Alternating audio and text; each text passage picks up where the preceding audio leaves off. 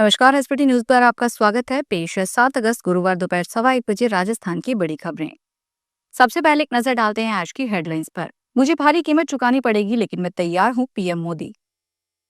गंगा स्नान करने गया पति पत्नी प्रेमी संग जेवर और बच्चा लेकर फरार। राजस्थान में भूकंप का झटका, प्रतापगढ़ रहा केंद्र। राजस्थान में आज फिर से एक्टिव हुआ monsoon. PCC chief Govind Singh Dotasra का झालावाड़ दौरा, घायल बच्चों से की मुलाकात। और अब खबरें विस्तार से सुनिए। अमेरिकी राष्ट्रपति डोनाल्ड ट्रंप के भारत पर टैरिफ बढ़ोतरी के ऐलान के बाद प्रधानमंत्री नरेंद्र मोदी का आज पहला रिएक्शन आया है। पीएम मोदी ने परोक्ष रूप से बोलते हुए कहा कि हमारे लिए हमारे किसानों का हित सर्वोच्च प्राथमिकता है, चाहे उसके लिए कोई भी कीमत चुकानी पड़े। पीएम ने कहा, भारत किसानों, मछुआरों और डेयरी किसानों के हितों में कभी समझौता नहीं करेगा। मैं व्यक्तिगत रूप से जानता हूं कि मुझे किसके लिए भारी कीमत चुकानी पड़ेगी, लेकिन मैं इसके लिए तैयार हूं। आज भारत देश के किसानों, मछुआरों और डेयरी किसानों के लिए तैयार है। कानपुर के शिवराजपुर थाना क्षेत्र के गांव का है, जहां रहने वाले अजय सिंह एक निजी कंपनी में काम करते हैं। सावन के पावन महीने में वे खेरेश्वर घाट गंगा स्नान के लिए घर से निकले थे। घर में उनकी पत्नी संगीता सिंह और उनका इकलौता बेटा था। घर के दरवाजे पर ताला लटका हुआ था। पड़ोसियों से पूछताछ की तो पता चला कि उनकी पत्नी एक युवक के साथ कार में बैठकर कहीं चली गई है। हैरान परेशान अजय ने किसी अनहोनी की आशंका में जब ताला तोड़ा तो घर के अंदर घुसे तो उन्होंने देखा कि अलमारी खुली पड़ी है और अंदर रखे गहने व नकदी गायब है। राजस्थान के प्रतापगढ़ जिले में गुरुवार सुबह भूकंप के झटकों ने लोगों को हिलाकर रख दिया। राष्ट्रीय भूकंप विज्ञान केंद्र के अनुसार भूकंप की तीव्रता 3.9 मापी गई है। इसका केंद्र प्रतापगढ़ में जमीन से 10 किलोमीटर की गहराई पर दर्ज किया गया है। भूकंप सुबह 10:07 पर आया, जिसके कुछ सेकंड के लिए धरती में कंपन महसूस किया गया। प्रतापगढ़ शहर और आसपास के ग्रामीण इलाकों में झटके इतने तीव्र थे कि लोग घरों और दुकानों से बाहर निकल आए। कई गांवों में भय और दहशत का माहौल बना रहा।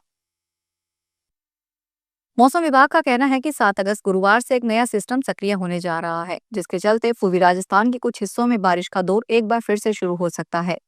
आज लगभग 5 जिलों में तेज हवाओं के साथ हल्की से मध्यम दर्जे की बारिश हो सकती है।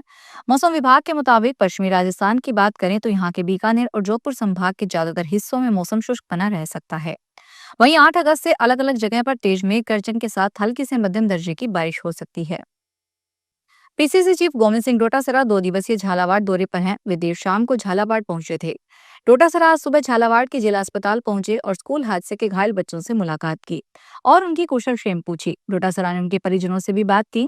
इस दौरान पूर्व मंत्री प्रमोद जैन भाया, कांग्रेस जिला अध्यक्ष वीरेंद्र सिंह गुर्जर, देवकीनंदन वर्मा, विधायक सुरेश गुर्जर सहित कई पदाधिकारी भी मौजूद रहे। पीसीसी चीफ गोविंद सिंह डोटासरा इस दौरान मीडिया से बात की। डोटासरा ने कहा कि प्रदेश के मुख्यमंत्री को हेलीकॉप्टर मिला हुआ है और वह उस हेलीकॉप्टर से पैसा खर्च कर मंदिर मंदिर घूम रहे हैं, लेकिन उस हेलीकॉप्टर से झालावाड़ आने का उनके पास समय नहीं है। भारतीय रेलवे की वंदे भारत एक्सप्रेस सेवा अब जम्मू कश्मीर और पंजाब के 2 प्रमुख धार्मिक स्थलों को जोड़ने के लिए तैयार है। श्री माता वैष्णो देवी कटरा और अमृतसर के बीच चलने वाली इस हाई स्पीड ट्रेन का उद्घाटन 10 अगस्त को प्रधानमंत्री नरेंद्र मोदी द्वारा किया जाएगा। यह ट्रेन जम्मू पठानकोट जालंधर ब्यास रूट से होकर चलेगी, जिससे यात्रियों को तीव्र और आरामदायक यात्रा का अनुभव मिलेगा। हिमाचल प्रदेश और उत्तराखंड में हो रही वर्षा का असर दिल्ली में यमुना के जल स्तर पर दिख रहा है। पिछले दिनों की तुलना में हरियाणा के यमुनानगर स्थित हथनीकुंड बैराज से अधिक पानी छोड़ा जा रहा है, जिससे दिल्ली में यमुना का जलस्तर बढ़ रहा है। आज गुरुवार को दिल्ली में लोहा पुल के पास यमुना का पानी चेतावनी स्तर 204.5 मीटर के पार पहुंच गया। दिल्ली यमुना और जलभराव की निगरानी के लिए 24 घंटे काम करने वाला मुख्य नियंत्रण केंद्र बनाया गया है। इसके साथ ही 15 और निगरानी केंद्र हैं। एनसीईआरटी की किताबों में जैसलमेर को मराठा साम्राज्य का हिस्सा दिखाए जाने को लेकर उठे विवाद पर पूर्व मुख्यमंत्री अशोक गहलोत ने तीखी प्रतिक्रिया दी है। उन्होंने कहा कि आरएसएस और बीजेपी का एजेंडा है कि पूरे इतिहास को तोड़ मरोड़ कर नई पीढ़ी के सामने पेश किया जाए। गहलोत ने कहा, अगर इसका बस चले तो ये पूरे पाठ्यक्रम को अपने एजेंडे के अनुसार बदल दें। इनकी मानसिकता है कि शिक्षा के क्षेत्र में चाहे इतिहास हो या अन्य कोई विषय, सब कुछ बदला जाए ताकि नई पीढ़ी भ्रमित हो जाए। केंद्रीय गृह मंत्री अमित शाह 8 अगस्त को बिहार के सीतामढ़ी जिले के पुनौरा धाम में जानकी मंदिर के पुनर्विकास से जुड़ी परियोजनाओं की आधारशिला रखेंगे। इसे देवी सीता का जन्मस्थान माना जाता है।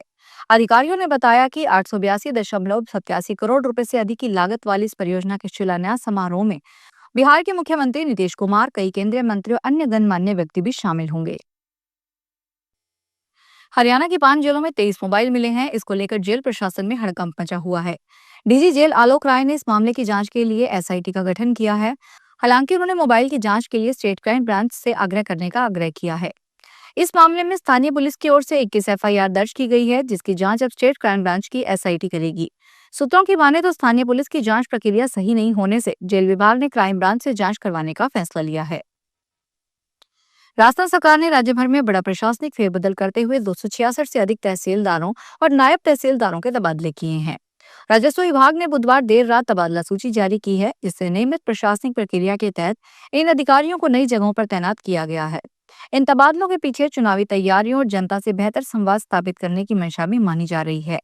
राजस्व विभाग के आदेश में कहा गया है कि तबादलों का उद्देश्य फील्ड स्तर पर प्रशासनिक कार्यों को सुधारना और लंबे समय से एक ही जगह कार्यरत अधिकारियों को रोटेशन के तहत नए स्थानों पर भेजना है। अलवर जिले में मानसून की सक्रियता के चलते लगातार झमाझम बारिश हो रही है। लगातार बारिश के कारण जिले की नदियां, नाले और झरने एक बार फिर से बहने लगे हैं। इससे कई क्षेत्रों में तेज जल प्रवाह और जल भराव की स्थिति बन गई है। इस गंभीर स्थिति को देखते हुए अलवर जिला कलेक्टर डॉक्टर आरतिका शुक्ला ने आम जन से सावधानी बरतने की अपील की है। उन्होंने लोगों से आग्रह किया है कि वे किसी भी हालत में जलाशय, जोड़ों, बांधों, नदियों, पहाड़ियों, झरनों और बरसाती नालों के पास न जाएं।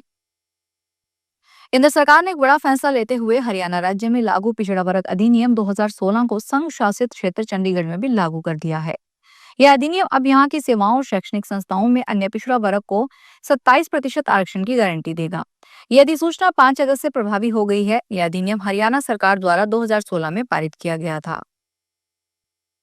सोने चांदी की कीमतों में तेजी का सिलसिला लगातार जारी है। गुरुवार को दोनों के भाव बढ़त दर्ज की जा रही है। खबर लिखे जाने के समय एमसीएक्स पर सोने के भाव 1,01,500 रुपए, जबकि चांदी के भाव 1,14,281 रुपए के करीब कारोबार कर रहे हैं।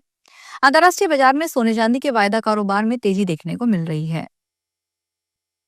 उदयपुर फाइल्स फिल्म की रिलीज का रास्ता अब आखिरकार साफ हो गया है। सूचना और प्रसारण मंत्रालय ने उदयपुर फाइल्स को 8 अगस्त को रिलीज करने की इजाजत दे दी है। इस फैसले से कन्हैया लाल के बेटे यश साहू ने गहरी खुशी जाहिर की है और कहा है कि अब पूरा देश इस सच को जान पाएगा।